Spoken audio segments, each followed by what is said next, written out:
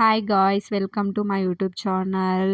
Happy Vinayaka Chavithi to all. ఈరోజు vlog ఏంటంటే మేము మా పూజ ఎలా చేసుకున్నాము, ఏంటి అన్నీ ఈ వీడియోలో మేము పెట్టబోతున్నాం. మీరు చూడండి కంప్లీట్‌గా. సో, మేమైతే బయటికెళ్ళి వినాయకుడిని తెచ్చి అలా పూజలేం చేసుకోలేదు.